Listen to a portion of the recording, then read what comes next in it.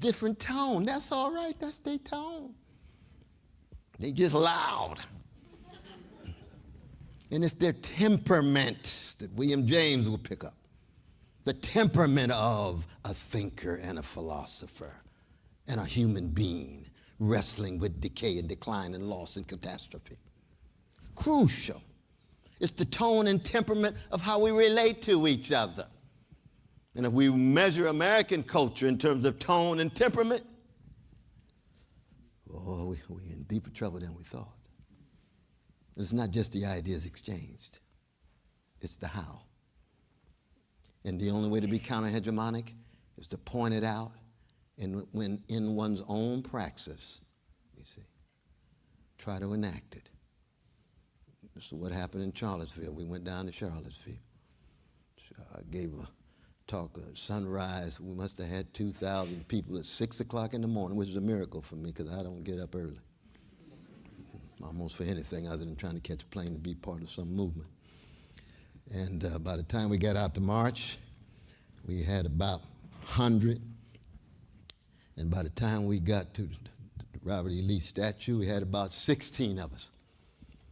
Out there singing, "This little light of mine," about to get crushed by thousands of sick white brothers.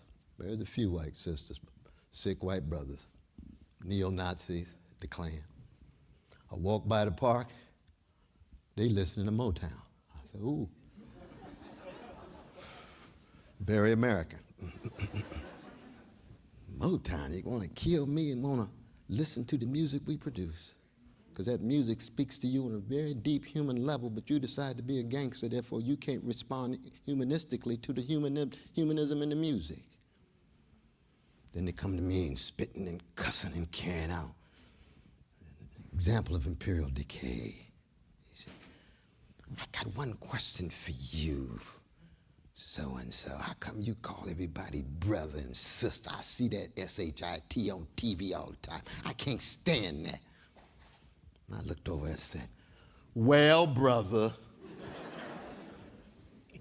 I'm not naive. I'm not sentimental. But I recognize you, a human being, on the same continuum that I am as a human being. And I know I got some elements inside of me, gangster-like, that is hegemonic at the moment and for a good while in your soul. So this is not a moment for Socratic dialogue now. You see. But it's also not a moment for self-righteousness and self-indulgence and easy Manichaean perception. The product of the same culture I am.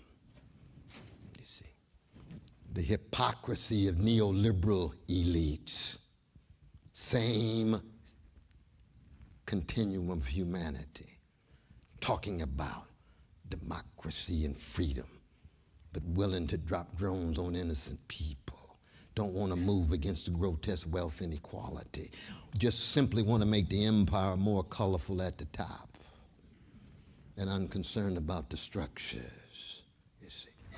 Same critique.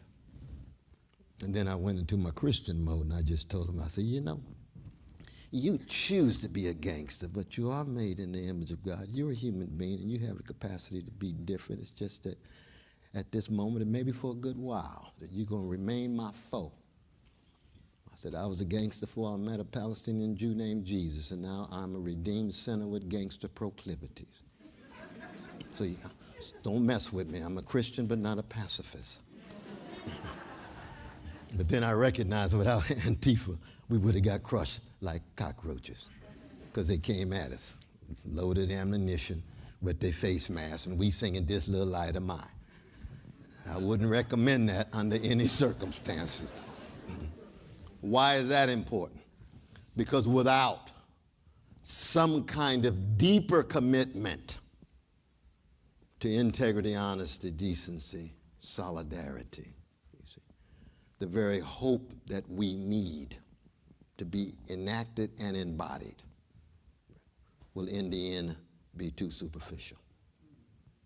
So it's a spiritual and a moral issue as well as a more political and an economic one. And we need to be very explicit about this as the world continues to slide down a slippery slope to multiple catastrophes. And that in our thinking, in our philosophizing, let us not reduce the catastrophic to the problematic. There's never been a woman's problem. There's never been a black problem. There's never been a working people's problem in America. There's been catastrophes visited upon them. There's never been a non-binary problem. There have been catastrophes visited on them. There's never been a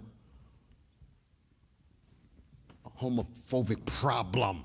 That's a way of trying to reduce it to something that is not just manageable, but it downplays the role of the moral and the spiritual.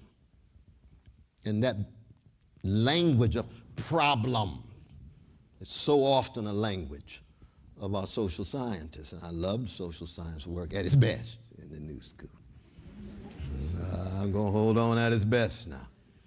But we're dealing with a time now where the catastrophes are so intertwined and intermingled that if we don't have the seeing required, the deep feeling of compassion and the courage, I cannot stress more courage. That is the enabling virtue.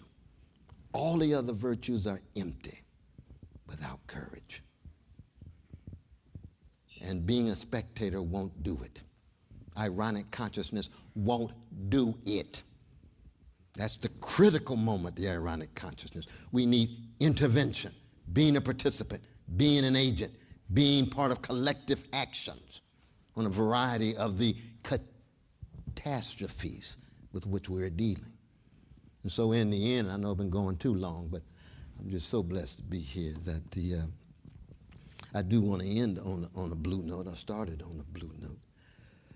That now that the whole nation thoroughly has the blues, there is a fundamental sense in which if we don't learn from the best of a blues people, a world historical people who have disproportionately shaped the sonic world, the cultural world, out of sheer spiritual fortitude and creativity and moral action. If we don't learn from a blues people, we're going to lose everything. It's just that simple. Hearing, seeing. And it's not a question of some kind of sensitivity to the people who have been excluded for 400 years. No.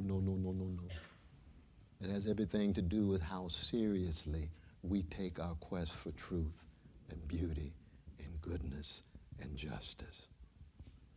And all persons, all colors and genders and sexual orientations can contribute to that, the quest for those particular ends and aims by taking very seriously a variety of the voices raised and the examples enacted and the movements created. And in the end, that still might not be enough. So what? We go down swinging. And I come from a tradition that says with all the style and a smile, it don't mean a thing if it ain't got that swing. That's nobility at its height. Thank you all so very much.